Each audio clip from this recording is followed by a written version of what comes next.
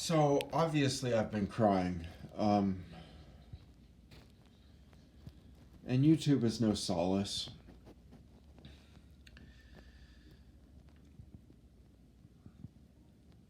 I can't handle thinking about my baby because she's broken. I cared more about the N word when she was conceived than her mother. The stupid N word.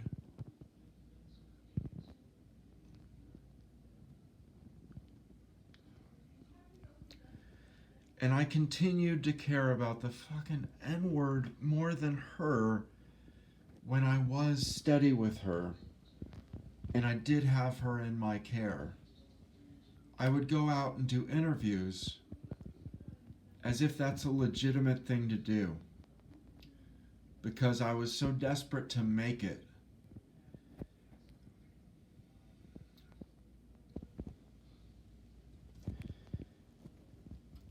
And I'll probably never make it.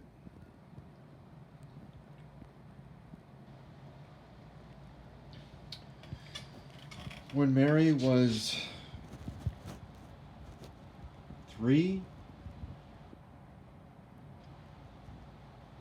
I took her to a toy library and they weren't open. So I lifted her up and I walked around the block. And then she kissed me.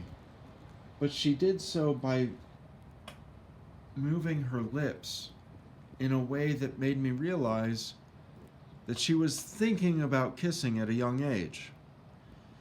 And that brought me back to Elena 43 and Pre-Med 2, because Elena had said that it's a problem having babies be kissed because that notion gets stuck in there and it's a thing. And then it becomes hard to deal with. And she made a perfectly legitimate point, and I was defensive and I said, don't tell me what I can or can't do with my baby. So when Mary kissed me, I had all these thoughts, and I tripped, and I fell on my baby's head, on the back of her head. Oh my God. I haven't told anyone the whole story of that. And I have no idea why I would want to release it on YouTube. I have no priorities that make sense.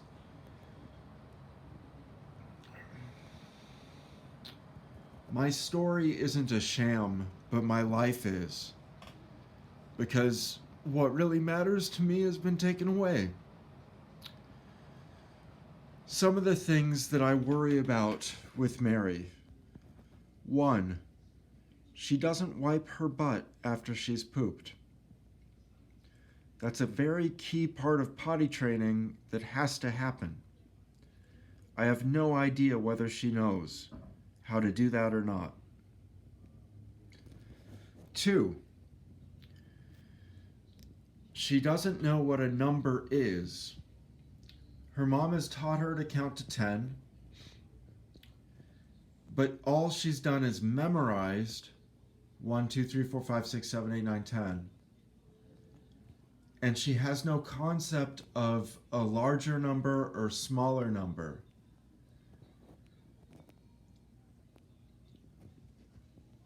And I blame myself because I am at fault.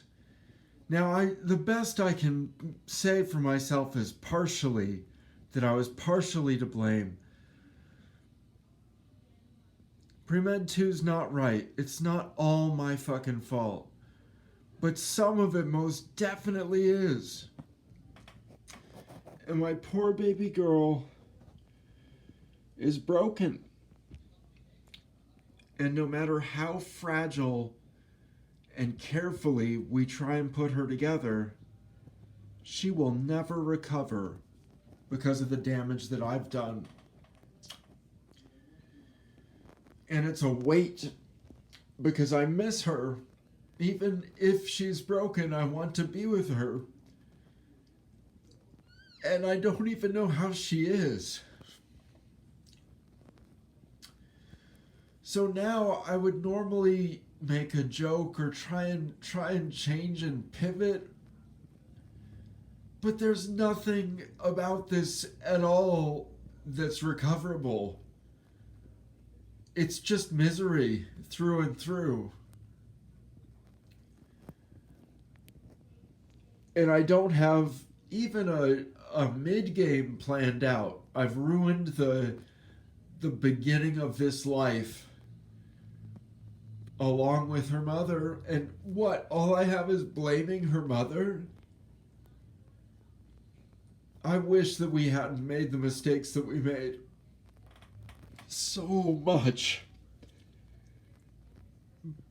But it's been 6 months and she won't return a call. I just wrote a letter today because it's just obscene not reaching out to her, but she's never responded to letters or emails. And that part of my life has closed. In jail, I had a picture of her blowing me a kiss. Now, I had other pictures, but at one point, I pushed that picture into the commons because I was in solitary. And in my totally insane mind, I was saying that she isn't blowing me a kiss because that would be saying goodbye. And so I don't want this picture of her saying goodbye. And the guy that cleans the place, another prisoner, of course, never talked to me about it. And one of the few pleasures that you get in solitary is talking to the custodian. Why am I complaining about prison life? Because it's terrible. But I didn't deserve it. Not for wiretapping. And the only thing I can think of to do that makes any of this worth it is try to learn a lesson and try and teach that lesson. And what is that lesson? It is the anti-fetish lesson of fetishophobia. I'm so insufferable, I know. But I had a fetish around the N-word. And since then, it's gotten better. Now there are other slurs that I care about, including crazy. Clearly, things are just great now. I feel so upset. My baby's dead. She's never been fully formed. Just her life is ruined, just like that. So easily. And her mom's life is also ruined because I couldn't figure out how to be a man. Oh my God. And be there for my tiny baby. Oh, and it's so painful. And all I can think of to talk about is fetishophobia. Because, oh God. Seinfeld's monomaniacal simple-mindedness is not important to me. But I'm obligated to say that the only non-false idol is your baby girl or boy. And if you have one in your life, it makes a lot of sense to create a fetish around protecting them. But no other fetishes make much sense at all. So I'm going to continue crying, and I'll probably post another video today, because I have no control over this terrible habit. And that's not true. I really think people can learn from my disaster.